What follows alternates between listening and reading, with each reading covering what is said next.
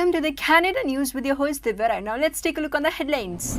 Canada has extended its suspension of direct flights from India for an additional 30 days till June 21. This was announced by Canadian Minister of Transport Omar Alghabara. NDP leader Jagmeet Singh once again demanded from the federal government to invest directly in the housing. The Ontario government has cheered the reopening of framework. Now news in detail. Canada has extended its suspension of direct flights from India for an additional 30 days till June 21. This was announced by Canadian Minister of Transport Omar Alghabara on Friday, a day prior to the original suspension period ending.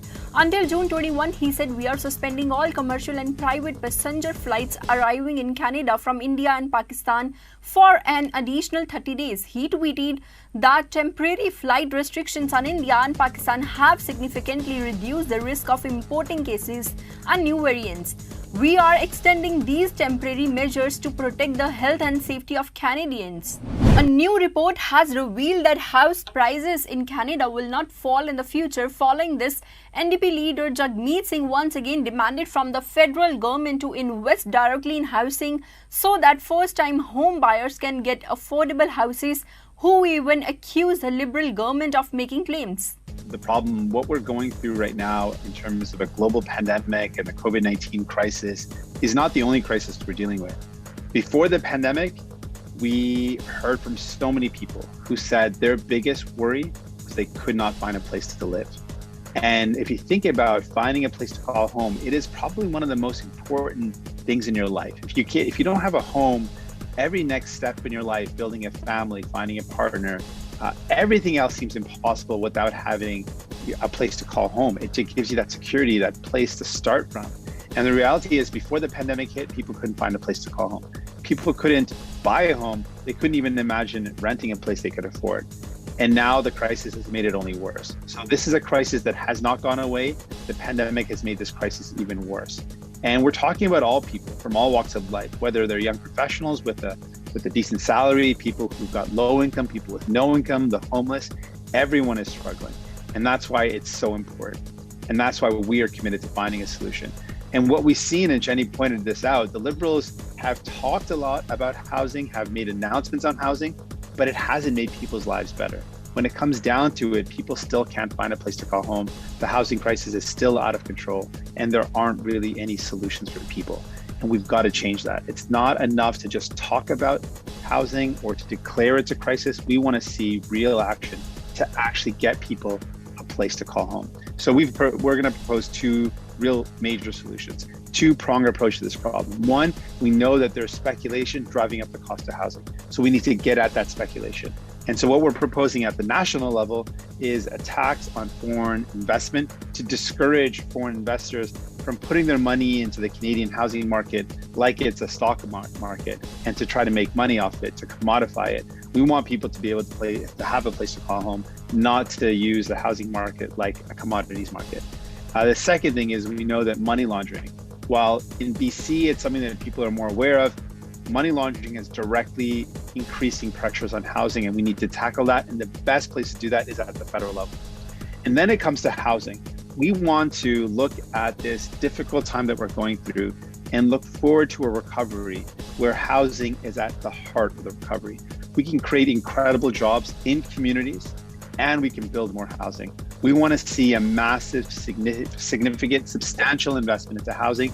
The Ontario government has shared the reopening framework. Opposition groups blame that already Premier has ignored the science table and opened the playground, that enclosed the playground and pushed the province to the police state. According to the opposition, this is why the people of the province are struggling with the third wave. The allegations were dismissed as baseless by the Health Minister Christine Elliott, who claimed that the government was acting on the instructions of the science table. This government has a terrible record on reopening. We'll remember back in the fall, they brought forward their color-coded framework in which the metrics that they utilized were 4 times higher than what the experts recommended.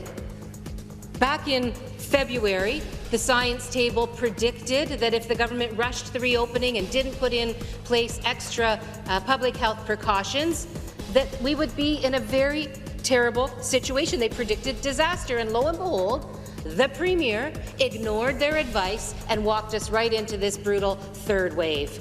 In April, the Premier decided to close playgrounds and bring a police state into Ontario instead of giving us paid sick days for our essential workers.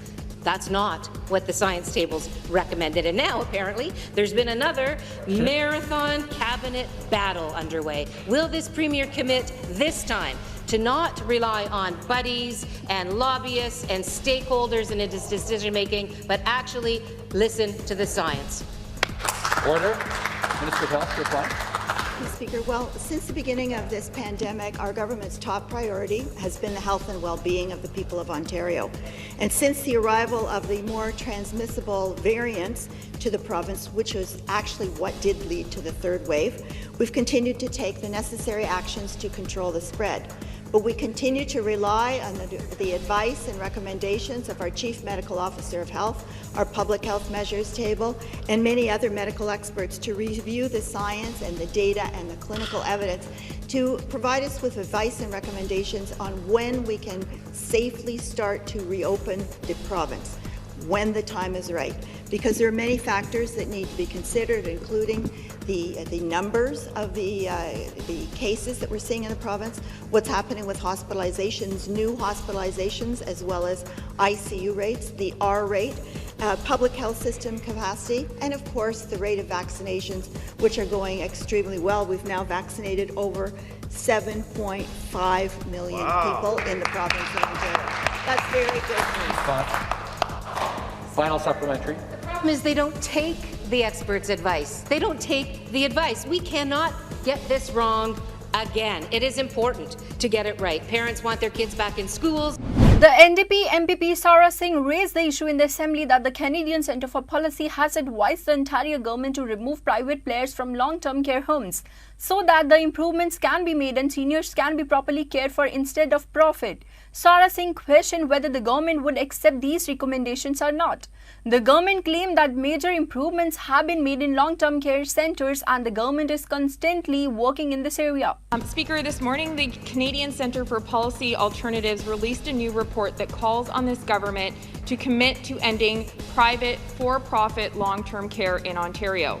The report notes that the main focus for private long-term care operators is making a profit for themselves and their shareholders. And they're willing to cut corners if that means bigger profits for them.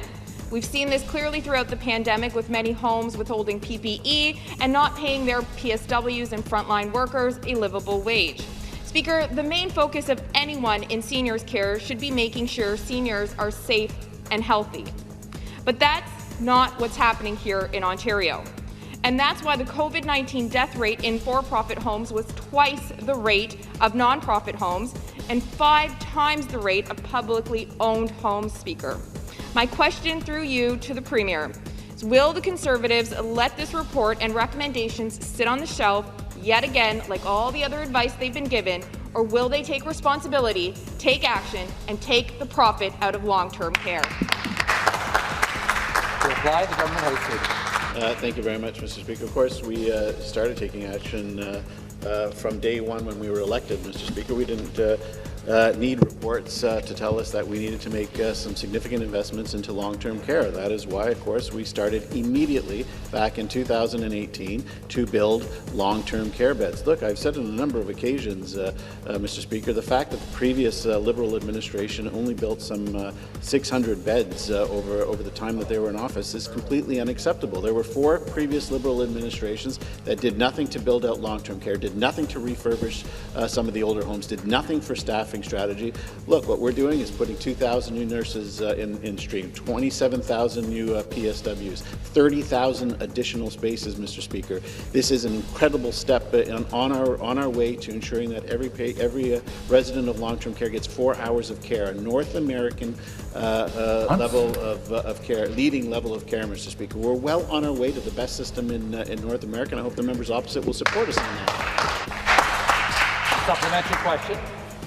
Speaker, it's not just New Democrats and everyday Ontarians who are calling for an end to for-profit, big corporate long-term care, a clear legacy of the Liberal government and Conservative government as well.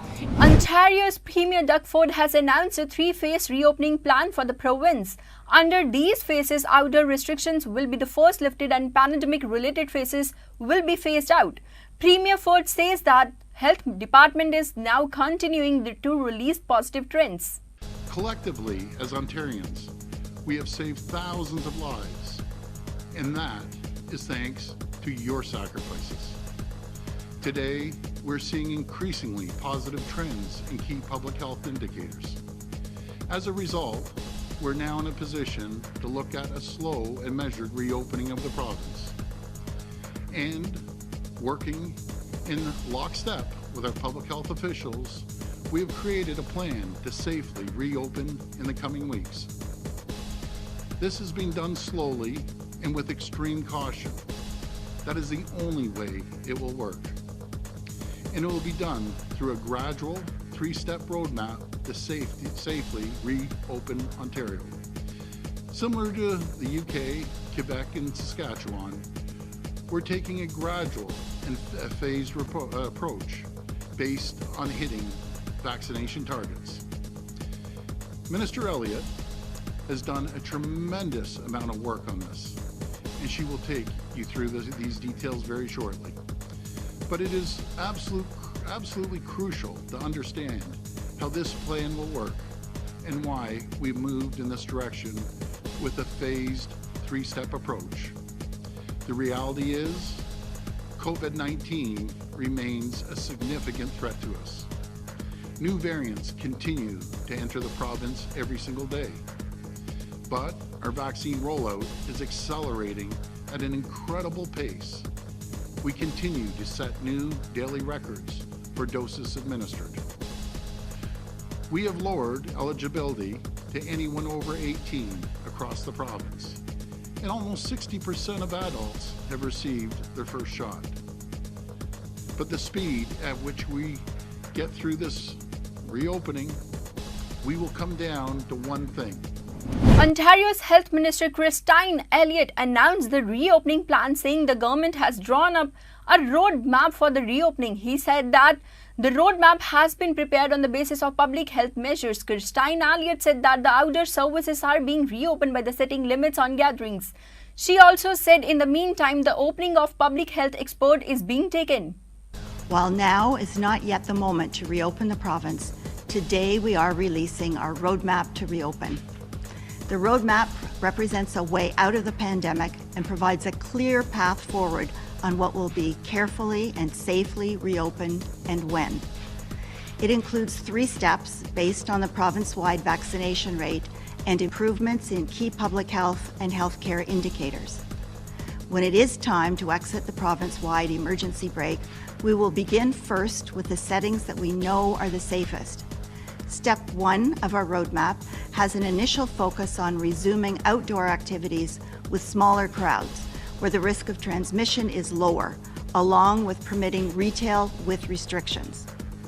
This includes allowing outdoor gatherings of up to 10 people, outdoor dining of up to 4 people per table, and non-essential retail at 15% capacity. With restrictions in place, this would also include outdoor activities such as pools, splash pads, fitness classes, zoos, and religious services. Step 2 would further expand outdoor activities and resume limited indoor services with small numbers of people and with face coverings worn. This includes outdoor gatherings of up to 25 people, outdoor sports and leagues, non-essential retail at 25% capacity, public libraries, and personal care services where face coverings can be worn and with capacity limits. Step 3 would expand access to indoor settings with restrictions, including where there are larger numbers of people and where face coverings can't always be worn. This includes, but is not limited, to gyms, cinemas, performing arts facilities, indoor dining, and museums, with capacity limit. Edelston Brown, assistant to the Ontario COVID-19 Advisory Chair, reports on the COVID-19's modelling figures in the province. He said the coronavirus situation in the province is improving these days, but the number of patients entering the second wave in hospitals remained alarming. Our picture today looks different. The direction of the pandemic has turned, and if we're careful and cautious, we can maintain this momentum. And this momentum is what gets us to a good summer. That's thanks to your work. You'll see in the data today that the numbers of cases and hospitalizations are falling. That is good news. But we need to temper this good news with the knowledge that our hospitals are still under incredible strain. Hospitalizations are decreasing, but the number of people in hospital with COVID-19 has just dropped below the peak of Wave 2. And we still have a very high number of patients with COVID-19 in our intensive care units, and a high proportion of these patients remain on life support. Our hospitals remain at risk, and it's our care and caution that will bring them out of this risk. Let's talk about why we see a different picture today. Our vaccine rollout has been impressive of late. We'll show you data on that, and it is helping. And the public health measures, however taxing and frustrating, have helped stop the spread. These are measures that Ontarians have supported. Because you made the hard decisions to meet people only outside, to keep physical distance, to wear masks, to stay home when you're sick, and, if you're an employer, either to shut your work site when people are at risk of being sick, or if it has to remain open, to operate it safely for your employees and patrons. This is what has helped turn the curve and given vaccines time to work. So the message today is simple. The more we can vaccinate, and the more that we can keep spread down by sticking to the basics that prevent transmission, the faster we will see the end of the pandemic and its associated ills.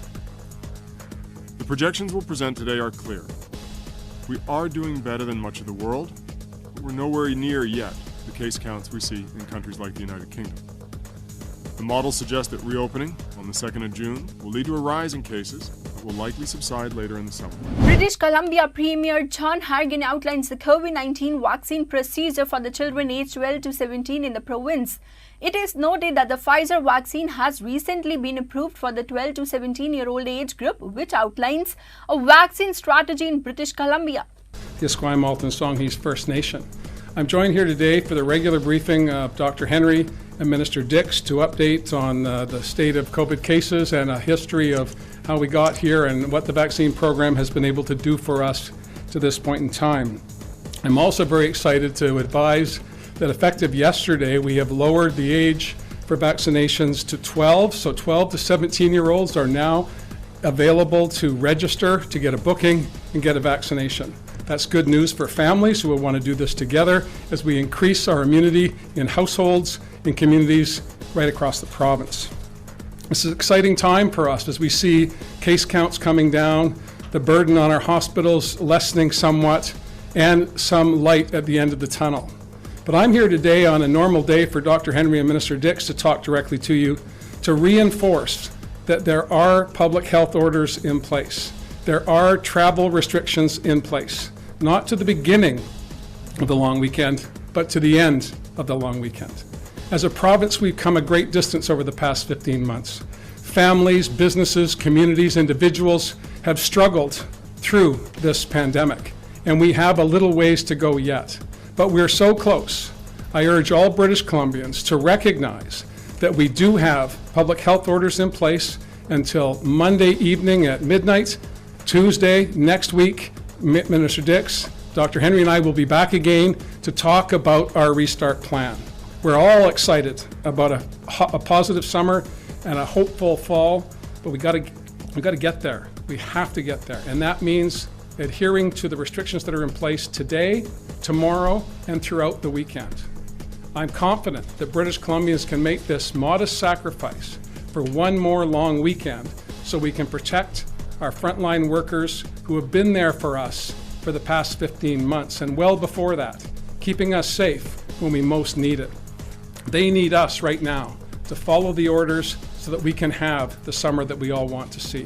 Christia Brody, Logistics and Operations President of Public Health Agency of Canada, provided information on the distribution and supply of corona vaccine in the country.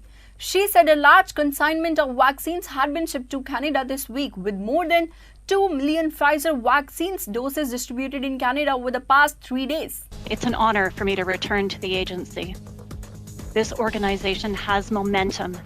We are very much in the big lift. We are increasingly seeing high volume vaccine supply with a record number of vaccine deliveries this week. The National Operations Center is humming along like a well-oiled machine.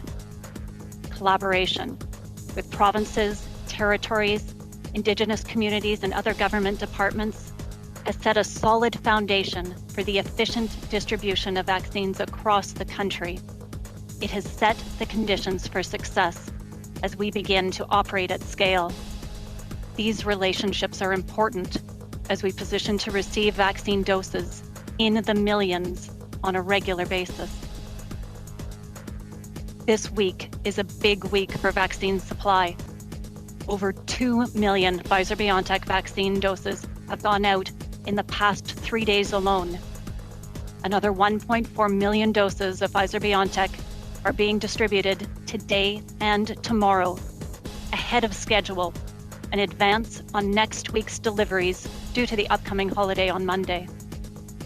The remaining 600,000 doses, scheduled for the week of May 24th, are due in shortly after Victoria Day.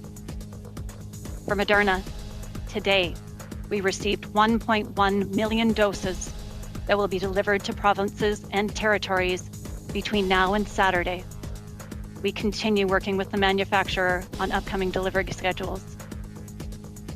We have also completed delivery of 534,000 doses of AstraZeneca this week.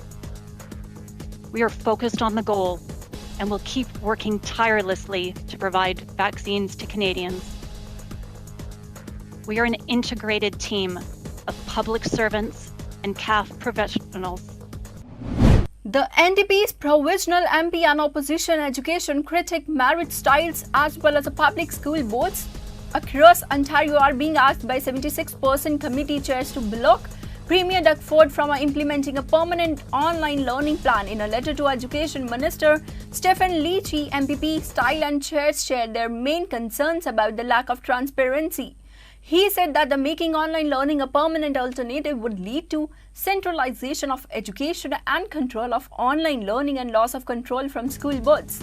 All of them also expressed concern over the possibility of privatization of education by the provisional government. Expressing concern over the alliance with the TV Ontario in the MOE proposal, they said they feared such an approach would further privatize education, prioritize commercially packaged programs, and include such programs in the Ontario circularism.